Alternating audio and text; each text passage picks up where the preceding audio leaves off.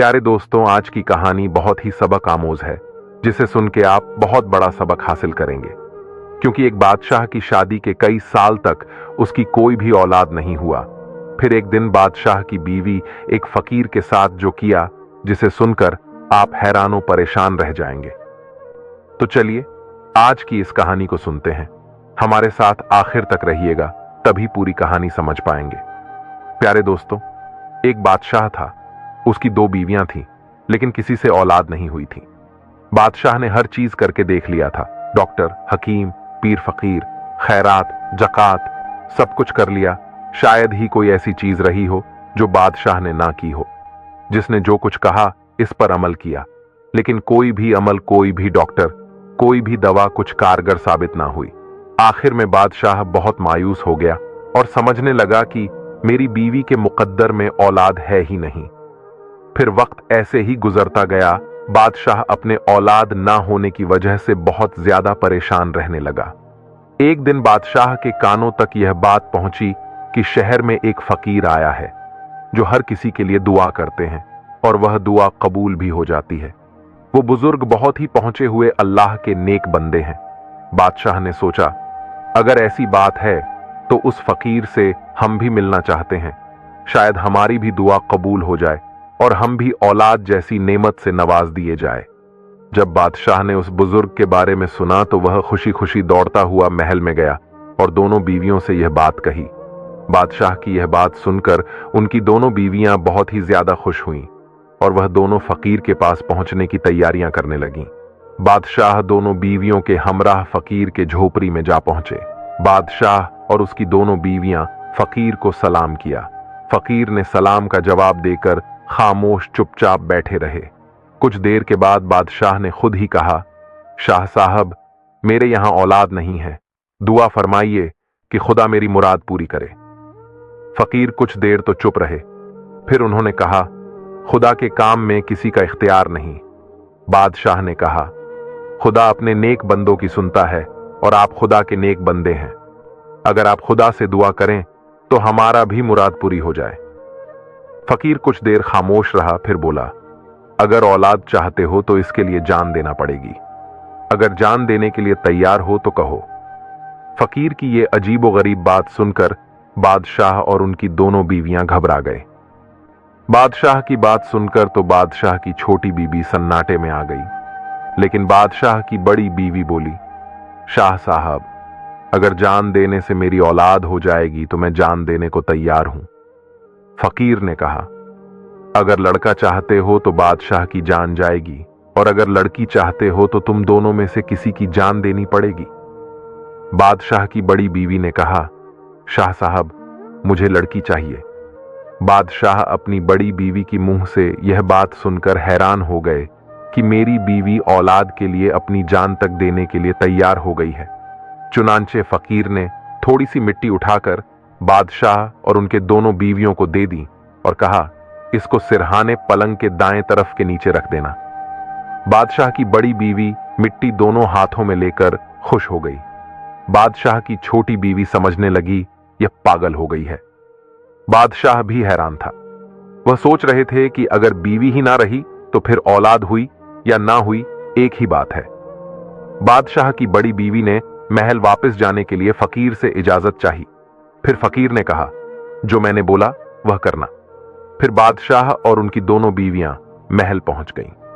बादशाह की बड़ी बीवी को यकीन हो गया था कि वह साल भर में एक लड़की की मां बन जाएगी। फकीर की दी हुई मिट्टी को बादशाह की बड़ी बीवी ने पलंग के नीचे रख दिया और खुदा से दुआ मांगने लगी, क्योंकि बादशाह के छोटी बीवी से ज्यादा बड़ी बीवी नेक और परहेजगार थी। वह रोज अल्लाह पाक से दुआ मांगती कि या अल्लाह, मुझे एक बेटी जैसी नेमत से नवाज दे। फिर इसी तरह से काफी अरसे का वक्त गुजर गया। मगर दोस्तों, अल्लाह का करना ऐसा हुआ कि उसी साल बादशाह के यहां चांद सी खूबसूरत लड़की पैदा हुई। बादशाह अपनी खूबसूरत सी बेटी को देखकर बहुत ज्यादा खुश हुआ और बादशाह ने पूरे मोहल्ले वाले को कीमती कीमती खाना खिलाएं और बादशाह ने बहुत सदका और खैरात किया। हालांकि बादशाह पहले भी बहुत सदका खैरात किया करते थे, लेकिन इस बार पहले से ज्यादा सदका खैरात किया और पूरे मोहल्ले के गरीबों में कीमती कीमती खाना तकसीम किया। महल में हर तरफ खुशी का माहौल था, मगर इसी खुशी के माहौल में बादशाह और उनकी बीवियां सब कुछ भूल गए कि फकीर ने जो कहा था कि बेटी पैदा होने पर बादशाह की बड़ी बीवी की जान चली जाएगी। मगर इस बात को कुछ देर के लिए सब भूल गए। बादशाह भी भूल गए कि उसकी बड़ी बीवी को इस चांद सी लड़की के बदले में अपनी जान देनी पड़ेगी। इसी तरह से 4 से 5 महीने गुजर गए। एक दिन बादशाह की बड़ी बीवी अपनी चांद सी बेटी को दूध पिलाकर सुलाने के लिए लोरी गा रही थी कि इतने में फकीर की आवाज सुनाई दी। बादशाह की बीवी फकीर की आवाज सुनकर थोड़ी देर के लिए रंजीदा हो गई, लेकिन फिर खुशी खुशी उठी और फकीर के इस्तकबाल के लिए महल के दरवाजे पर जा पहुंची।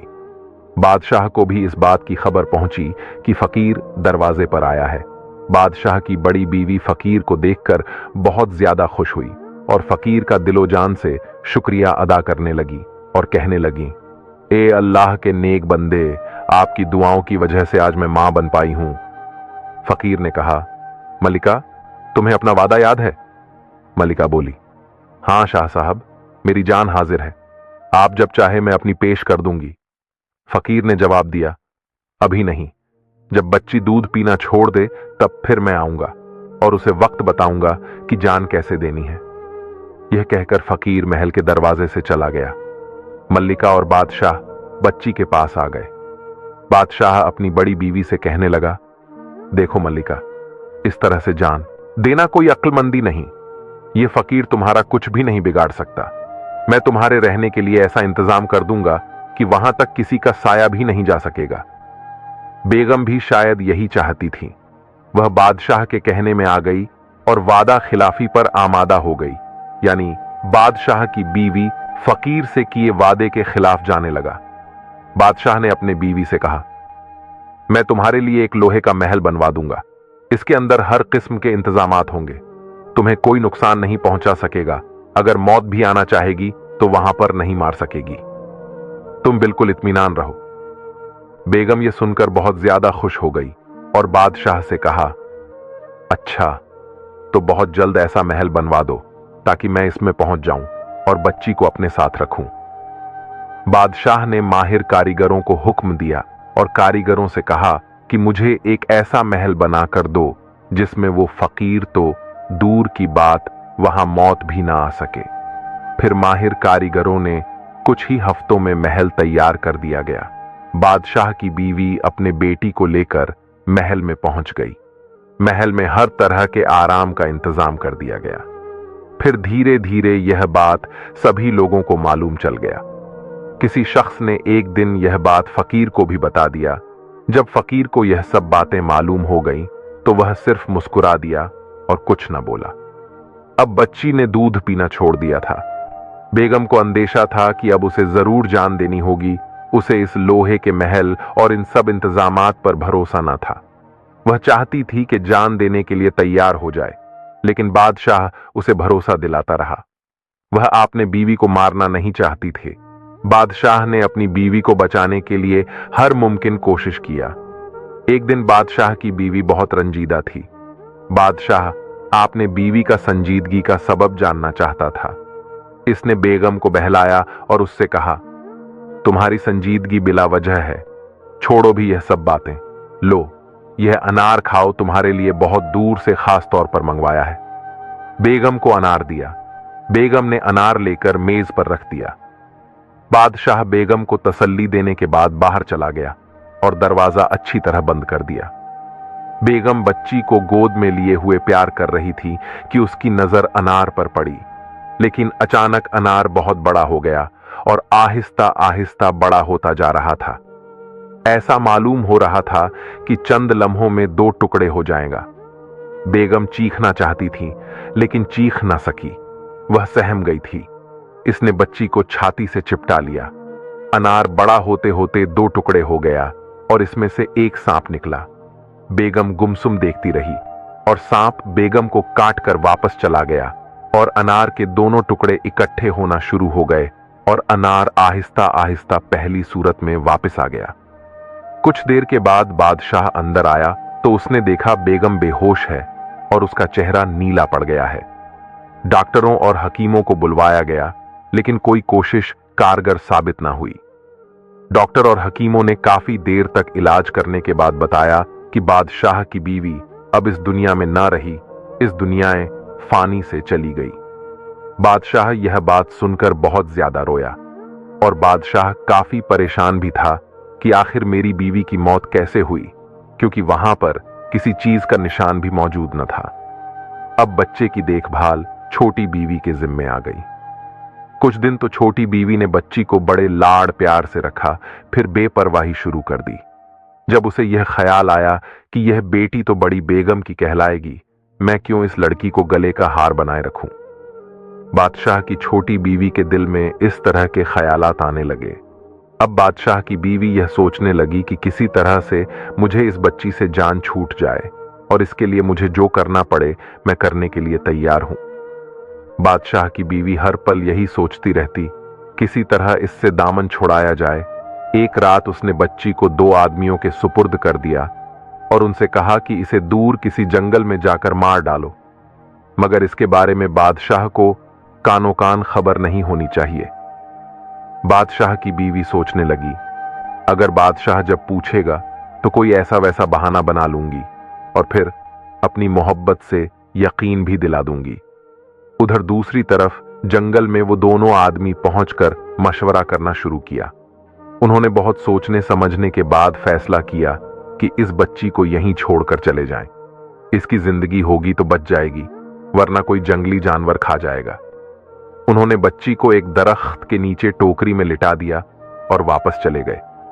जब बच्ची को भूख लगी तो उसने दोनों हाथ पांव मारे और रोने लगी। कहीं करीब ही एक हिरनी अपने बच्चों को दूध पिला रही थी।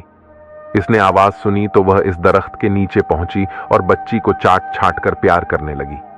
बच्ची ने रोना बंद कर दिया। उसे महसूस हुआ कि उसे उसकी मां का प्यार मिल गया। अभी सुबह होने में देर थी कि एक लकड़हारा इधर आ निकला। इसने सोचा था कि सुबह होने से पहले ही लकड़ियां काट लाऊंगा, वरना जंगल से लकड़ियां लानी पड़ेंगी और ठेकेदार के आदमी पकड़ लेंगे। इसने देखा कि एक हिरनी टोकरी में रखे बच्ची को चाट रही है और बच्ची अंगूठा चूस रही है। हिरनी लकड़हारे को अपनी तरफ आते हुए देखकर भाग गई और लकड़हारे ने बच्ची को उठा लिया। उसे बच्ची बहुत प्यारी लगी। वह लकड़ियां काटना भूल गया और बच्ची को उठाए हुए घर पहुंचा। इसकी बीवी खूबसूरत सी बच्ची पाकर बहुत खुश हुई। सुबह होते होते पास पड़ोस में बात फैल गई और औरतें मुबारकबाद देने के लिए आने लगीं। लकड़हारे की बीवी फूले ना समाती थी। वह समझती थी जैसे यह उसकी अपनी बेटी हो। जो भी औरत बच्ची को देखती यही कहती कि बहुत खुशनसीब और खूबसूरत बच्ची है। दिन गुजरते गए और बच्ची बढ़ती गई। सब लोग उसे महजबी के नाम से पुकारते थे। जिस दिन से बच्ची इस घर में आई थी, हर काम में बरकत होने लगी थी और किसी बात की तंगी ना रही थी। लकड़हारे की बीवी तो अपने बच्चों को ज्यादा प्यार करती थी और उनका ज्यादा ख्याल रखती थी, लेकिन लकड़हारा बच्चों से कहीं ज्यादा उस बच्ची का ख्याल रखता था और जब बाहर से आता था तो उससे पूछता था। इस बात से लकड़हारे की बीवी बच्ची से जलने लगी थी, लेकिन इसका कुछ बस ना चलता था। लकड़हारे के आगे पीछे चाहे उसे टेढ़ी आंख से देखें, लेकिन लकड़हारे के सामने उसका हौसला ना पड़ता कि वह बच्ची और अपने बच्चों में फर्क रखे। महजबी 11 बरस की हो गई थी। वह निगाहों के फर्क को महसूस करने लगी थी। एक दिन लकड़हारे की बीवी ने उसे जरा कड़ी निगाह से देखा। उसे तकलीफ हुई। वह तन्हाई में जाकर रोने लगी और रोते रोते सो गई। उसने ख्वाब में अपनी मां को देखा। मां उसके आंसू पोंछ रही थी और उसे प्यार से सुलाने की कोशिश कर रही थी। उसी दिन लकड़हारा बहुत खुश खुश घर वापस आया और बीवी को अशर्फियों की थैली दी। फिर पूछा, महजबी बेटी कहां है? जब से वह इस घर में आई है, इस घर के भाग जाग उठे हैं। इस बात को सुनकर बीवी खामोश रही तो लकड़हारा बोला, बताओ मेरी बेटी कहां है, मैं खुद जाकर उसे लाता हूं। लकड़हारे ने देखा कि महजबी सो रही है और उसकी आंखों से आंसू बह रहे हैं। वह तिलमिला उठा। उसने महजबी को जगाया और कहा, क्या हुआ बेटी? ये क्या कि सोते हुए रो रही थी? कोई तकलीफ तो नहीं है? महजबी ने जवाब दिया, नहीं अब्बा, कोई भी तकलीफ नहीं। मुझे तो कुछ भी मालूम नहीं। क्या मैं सोते सोते रो रही थी? लकड़हारे ने बहुत प्यार से उसे अपने पास बिठा लिया और कहा, कितनी भोली और कितनी मासूम है मेरी बेटी। फिर सबने मिलकर खाना खाया और खुश हो गए। इसी तरह से वक्त गुजरता गया। सारा घर एक बाग बन गया और महज भी उस बाग की शहजादी मालूम होने लगी। इसी तरह 7 बरस और बीत गए और महज भी 18 बरस की खूबसूरत लड़की हो गई। एक दिन जब वह जंगल में गाय चरा रही थी तो इस तरह एक शहजादा शिकार करते करते उसके तरफ आने लगा। वह एक हिरण के पीछे घोड़ा दौड़ाते दौड़ाते अपने साथियों से बिछड़ गया था। हिरण उसकी शिकार से बाहर चला गया था और शहजादा दिन भर उसे हिरण के चलते जंगल में भटक गया और तेज धूप की वजह से शहजादे को प्यास लगने लगी थी। जब शहजादे ने महजबी को देखा तो महजबी ने शहजादे को अपनी तरफ देखते हुए कहा, क्या आपको प्यास लगी है? मैं आपको पानी तो नहीं दे सकती, मगर आप चाहे तो गाय की दूध निकाल कर दे सकती हूं। अगर आप पानी पीना चाहते हैं तो पानी तो जरा दूर से लाना पड़ेगा। यहां से मेरा घर 1 मील दूर है। अगर पानी ही पीना है तो मेरे साथ मेरे घर चलिए। यह कहकर महजबी घर की तरफ चलने लगी और शहजादा उसके पीछे पीछे चलने लगा। महजबी जब उस शहजादे को लेकर घर में आई तो उसकी अम्मी ने पूछा, ये कौन है? महजबी कहने लगी, अम्मा, ये मुसाफिर है। जंगल में रास्ता भूल गया था और बहुत प्यासा था। मैं इसे अपने साथ ले आई हूं कि इसे पानी पिला दिया जाए। लकड़हारे की बीवी ने मुसाफिर को देखा तो उसकी आंखें खुली की खुली रह गईं। वह शहजादा मालूम होता था। बहुत कीमती घोड़े पर सवार था और हीरे और जवाहरात के कपड़े पहने हुए थे। माथे पर खूबसूरत ताज नजर आता था। महजबी ने छाछ का कटोरा भरकर शहजादे को दिया और कहा, क्या आपको भूख लगी है? आप कहें तो मैं आपके लिए खाना पेश करूं।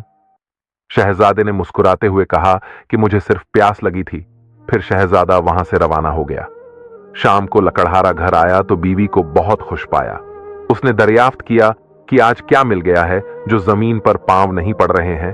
पहले तो उसने टाल मटोल से काम लिया, फिर सारी दास्तान दोहरा दी और कहा, काश इस लड़के से मेरी महजबी बेटी की शादी हो जाए। शहजादा देखने में बड़ा खूबसूरत और फरमाबरदार लगता था। लकड़हारा बोला, आपने बीवी से बोला, अल्लाह ने चाहा तो हमें महजबी के लिए अच्छा लड़का मिल ही जाएगा। उधर जब शहजादा महल पहुंचा तो शहजादा के जहन उस लड़की में उसे लड़की का ख्याल आने लगा, क्योंकि महजबी बहुत खूबसूरत लड़की थी। शहजादा चाहता था कि उसकी शादी महजबी से हो जाए, लेकिन शहजादे को इस बात का डर था कि बादशाह सलामत उसकी शादी एक लकड़हारे की बेटी से कभी नहीं करेगा। शहजादे को यही धुन लगी हुई थी कि किसी तरह बादशाह को रजामंद किया जाए। इसने अपने दोस्तों से मशवरा किया, लेकिन कोई सूरत ना निकली। शहजादा बहुत परेशान था कि अब क्या करें।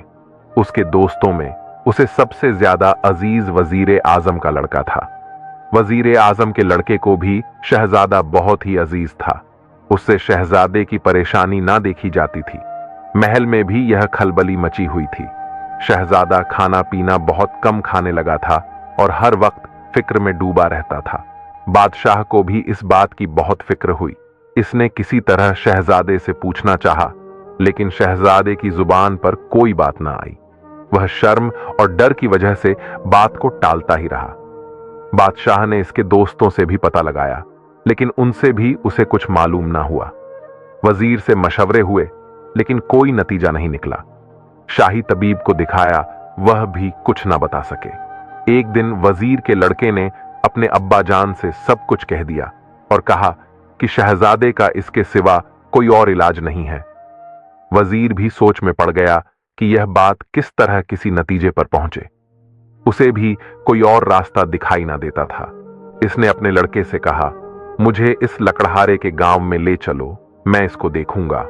मुझे ख्याल होता है कि वह लकड़हारे की लड़की नहीं है, वरना शहजादा इतना ज्यादा असर ना लेता। यकीनन कोई ना कोई बात जरूर होगी। आखिर उन्होंने तय किया कि वह भेस बदलकर वहां जाएं और सब बातें मालूम करें कि वह लड़की लकड़हारे की है या किसी और की है। वजीर को यकीन था कि वह लड़की को देखकर इस नतीजे पर जरूर पहुंच जाएगा कि वह लड़की लकड़हारे की है या नहीं। अगर इसकी लड़की हुई तो इसमें लकड़हारे का या इसकी बीवी की कुछ ना कुछ बातें जरूर पाई जाएंगी। दूसरे दिन बाप बेटा दोनों देहातियों के भेष में लकड़हारे के गांव में पहुंचे तो उस वक्त शाम रात में तब्दील होने लगी थी। वजीर ने एक देहाती से दरियाफ्त किया कि इस गांव में चौपाल तो जरूर होगी। इस देहाती ने बताया कि यहां चौपाल नहीं है, बहुत छोटा सा गांव है और आबादी से बिल्कुल एक तरफ। यहां एक लकड़हारा रहता है। पहले वह जंगल से लकड़ियां काट कर लाता था, अपना और अपने बच्चों का पेट पाला किया करता था, लेकिन अब अच्छा कारोबार करता है। छोटे जंगलों का ठेका ले लेता है। जो मुसाफिर आता है उसके यहां ठहरता है। इसका घर चौपाल का काम भी देता है। बाप ने देहाती से और मालूम करना चाहा कि कितने अरसे में वह जंगल से लकड़ियां काटकर लाने वाले लकड़हारे से कारोबारी हो गया है। देहाती बोला, 12 से 13 साल पहले उसके यहां एक वक्त की रोटी होती थी और एक वक्त नहीं। उसे एक सुबह जंगल से एक छोटी सी बच्ची मिली। इस दिन से वह दिन रात फलता फूलता जा रहा है, जैसे इसके घर में सोना बरसने लगा हो। देहाती से इतनी बात सुनकर वजीर और उसका लड़का लकड़हारे के मकान की तरफ चल पड़े। इसका यह ख्याल तो दुरुस्त निकला कि वह लड़की लकड़हारे की नहीं है। अब यह बात बाकी रह गई थी कि लड़की को देखकर अंदाजा कर ले कि वह लड़की किसकी हो सकती है। दोनों लकड़हारे के मकान पर पहुंचे और वजीर ने दरवाजे पर दस्तक दी। लड़की बाहर आई और पूछा, कौन है? वजीर ए आजम ने बताया कि हम देहाती हैं, इस गांव में रात पड़ गई थी, चाहते हैं कि रात यहां रह जाएं, फिर सुबह यहां से अपनी मंजिल की तरफ चले जाएंगे। यह कहकर वजीर ने लड़की को सर से पांव तक देखा और उसे यकीन हो गया यह लड़की किसी मामूली खानदान की लड़की नहीं है, हो ना हो कोई शहजादी होगी। वजीर इसी ख्याल में डूबा रहा और लड़की ने वापस जाकर लकड़हारे को बताया कि 2 मुसाफिर आए हैं, रात भर यहीं रहेंगे और सुबह अपनी मंजिल की तरफ चले जाएंगे। लकड़हारा दरवाजे पर पहुंचा और इन दोनों देहातियों को उसके कमरे में ले गया, जहां मुसाफिर रात भर रहकर सुबह चले जाते थे। उन्हें वहां बिठाकर खुद अंदर पहुंचा और 2 आदमियों का भरपूर खाना लेकर वापस आया। खाने के बाद बहुत सी बातें होती रहीं, जिनसे वजीर आजम को और भी कई बातें मालूम हुई, लेकिन वह यह ना समझ सका कि यह लड़की जंगल में आई कैसे और उसे कौन छोड़ गया और क्यों सुबह होते ही वह दोनों जाने लगे। लेकिन लकड़हारे ने उन्हें रोका और नाश्ते के बाद रुखसत होने दिया। वजीर ए आजम सोच में डूबा रहा, लेकिन वह इन बातों से ज्यादा मालूम ना कर सका। जब तक सब बातें पूरी तरह मालूम ना हो जाएं, इस वक्त तक वह बादशाह से इस सिलसिले में कोई बात नहीं करना चाहता था, क्योंकि बादशाह हरगिज ना मानेगा, वरना वह रियाया और दूसरे बादशाहों में नीचा हो जाएगा। इसी सोच में सब थे। शहजादा और वजीर भी इसी सोच में थे और मलिका भी और शहजादे के सारे दोस्त भी। एक दिन यह खबर मशहूर हो गई कि रियासत में एक बहुत पहुंचा हुआ फकीर आया है। बादशाह ने भी यह खबर सुनी और मल्लिका ने भी। मल्लिका ने बादशाह से कहा और बादशाह ने वजीर ए आजम से मशवरा किया। आखिर यह बात तय हुई कि वजीर ए आजम फकीर के पास जाए और शहजादे का कोई इलाज पूछे, ताकि दरबार और महल की परेशानी खत्म हो। वजीर ए आजम उसी दिन फकीर के पास जा पहुंचा और जाकर चुपचाप होकर बैठ गया। जब बहुत देर हो गई और थोड़े से लोग बाकी रह गए तो फकीर से वजीर ने कहा, शाह साहब, मुझे कुछ अर्ज करना है। फकीर बोला, कहो, जो कहना है तुम्हें। वजीर ने निहायत अकीदत से कहा, यह लोग भी चले जाएं तो कुछ अर्ज करूं। फकीर ने जवाब दिया, अच्छा, तो इस वक्त तक बैठे रहो जब तक सब लोग चले ना जाएं।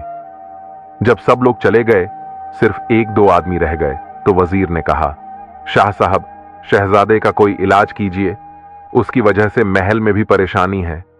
यह बात सुनकर फकीर चुप रहा, जैसे वह शहजादे की परेशानी का सबब रूहानी ताकत से मालूम कर रहा हो।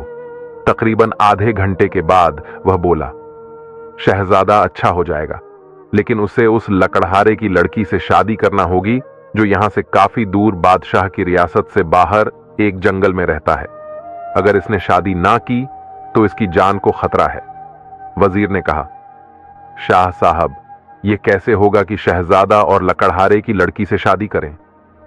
फकीर ने कुछ सख्ती से कहा, हम और कोई बात नहीं बताएंगे, सब बातें वक्त पर मालूम हो जाएंगी।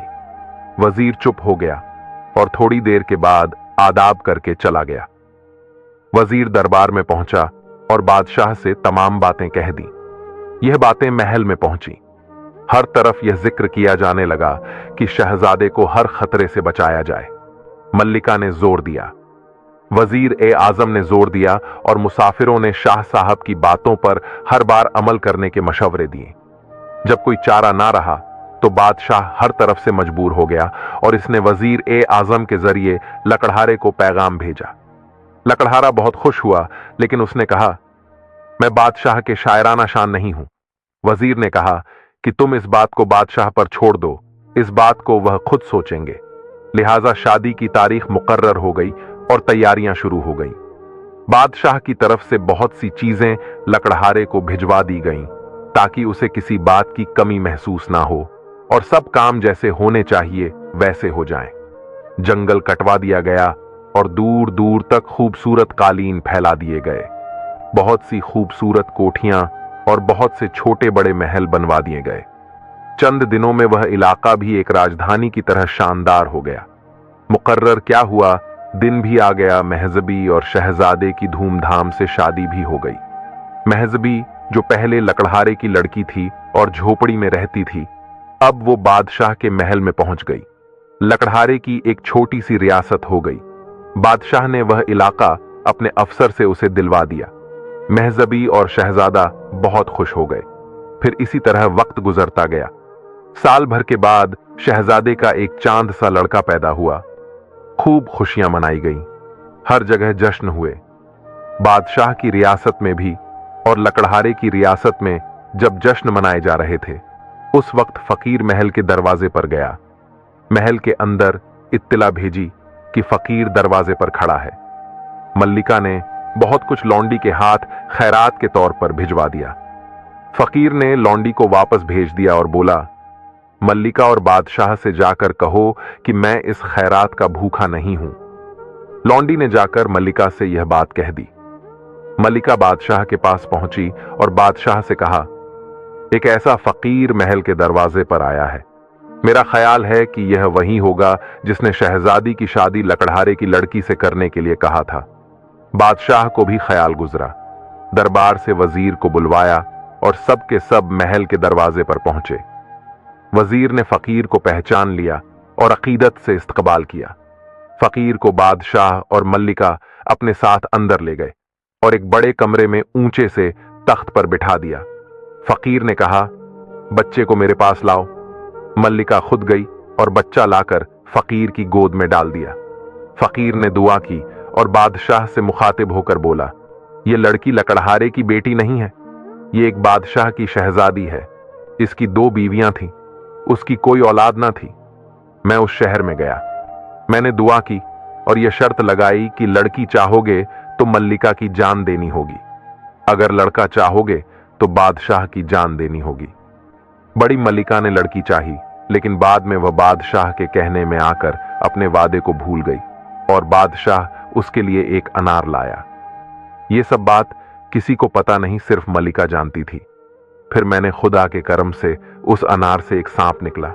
फिर उस सांप ने मल्लिका को डस लिया। मल्लिका मर गई। यह लड़की छोटी मल्लिका की परवरिश में आ गई, लेकिन उसने उसे एक मुसीबत समझा और कुछ आदमियों को जंगल में मारकर फेंकने के लिए तैयार किया। वह आदमी खुदा के खौफ से डरे और उस लड़की को जंगल में जिंदा छोड़ गए। वहां से यह लकड़हारा इस लड़की को उठा लाया। यह खुदा का हुक्म था। बादशाह, तुम्हें यह बच्चा मुबारक हो और यह होनहार शहजादी जो तुम्हारी बहू बनी है, तुम्हें इसके लिए मुबारक हो। फकीर ने बच्चे की पेशानी को बोसा दिया और महल से चला गया। प्यारे दोस्तों, इस कहानी से हमें यह सीखने के लिए मिलती है कि